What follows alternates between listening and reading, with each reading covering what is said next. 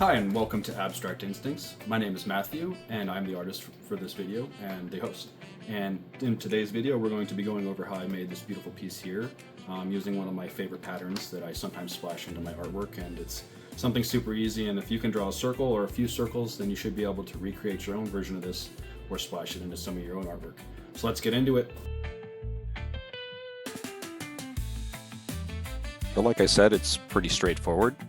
We just start with some circles wherever it feels best. Once more, I'm just running a simple uniball ballpoint pen here on some Strathmore mixed media paper. I like the mixed media because it allows for different coloring options. So I could do watercolor, I could do colored pencil, a lot of different options for coloring a piece. Because sometimes I'm not always sure if I'm going to add color. So generally the paper I stock is something that's flexible. But that's besides the point. The pattern we're working on here, like I said, really simple. It's large circles structured with smaller circles. It almost kind of looks like cobblestone or like a cobbled wall or something like that, or like a walkway. I'm sure there's different applications that you could use this for. It might look like bubbles to some people, cells. So it's just kind of like open to whatever your imagination might interpret this pattern to be. And it's also pretty flexible. Like here I am mostly filling in like the upper corners of the piece just to show what that might look like with a full fill style. Is it always the right application for this pattern? Maybe, maybe not. It depends on your piece. So just, play around with it and use it where it fits best. Or if you're just doodling it, it really doesn't matter. This fits great into little margins next to pieces of paper or what I mean to say is the margins of whatever notes you're taking at your office or whatever, or if you're in class and you're bored, and this fills nicely into the spots and spaces you have around your other pieces. And something I was going to play with this one was just going to try and not do a full fill. Initially, my plan was to fill the entire rectangle in with the circles, but then I kind of thought that might end up being just a little too samey, so now I'm kind of playing with like breaking up the pattern a little bit just to see how that might work. And a lot of my processes work this way in that I just kind of try stuff and see how it's going to look. I don't always know what the end result might be. But to me, that makes the art exciting and fun because I'm playing around and I'm learning at the same time that I'm creating. And some of my best work comes from just playing around and trying stuff out. I think to some degree, I went a little too far on some of the things I tried out on this piece, but that's always a risk as an artist, is to go a little too far. And if you're not pushing the boundaries, then you probably won't ever make a new interesting piece.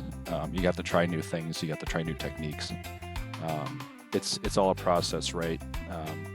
Nobody ever knew that they were making their best piece when they're in the process of making it, right? So just try stuff out. You really don't know what beautiful stuff could come from it.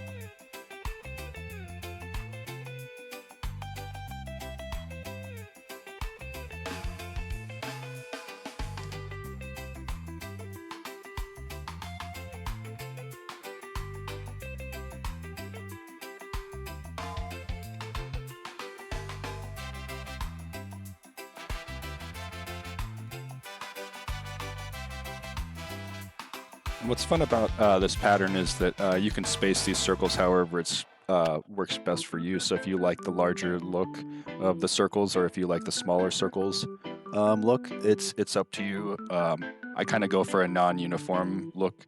I prefer that over a uniform circle pattern. I'm sure that you could do amazing things with just simple circles. I'm sure you could do mind-blowing applications, but mine's more of a simple, just pattern style thing. But again, this is just fun to experiment and play with. And here I thought it would be kind of fun to add like a drop shadow style effect to the circles to kind of add some depth and some motion to the piece to make it a little bit more interesting. So this is an experiment for me. I think it turned out really cool. I think if I would have started off with this in mind, I probably would have done some sort of layered look where it would be like a layer of circles from one side to the other, with a layer of black drop shadow, and then more circles underneath that layer of black drop shadow, so that it would kind of alternate back and forth. I think that could be really cool.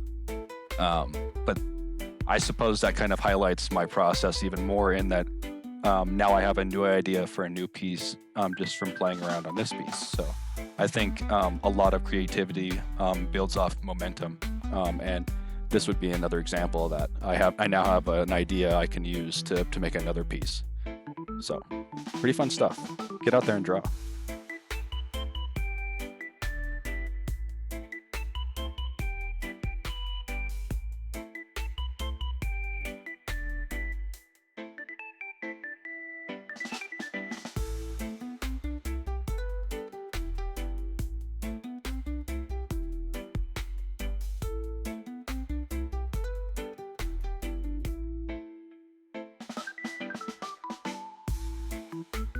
And then I thought maybe it needed even more. So again, this is where possibly it went wrong. Maybe it went right. I don't know.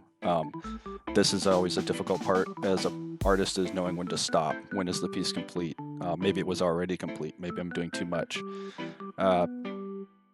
This is all stuff you learn from doing. So it's in the eye of the beholder, right? Like, I kind of liked it before I added these vertical lines, but I also think the vertical lines help fill out the piece too and add some more motion and depth to it.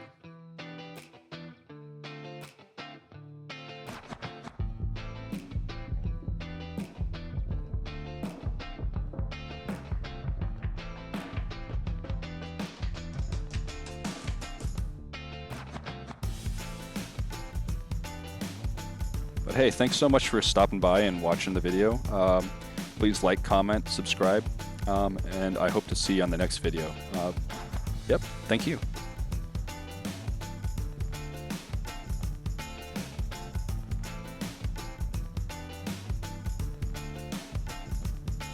Hey, thanks so much for stopping by. I hope you learned something, and we'll see you on the next video.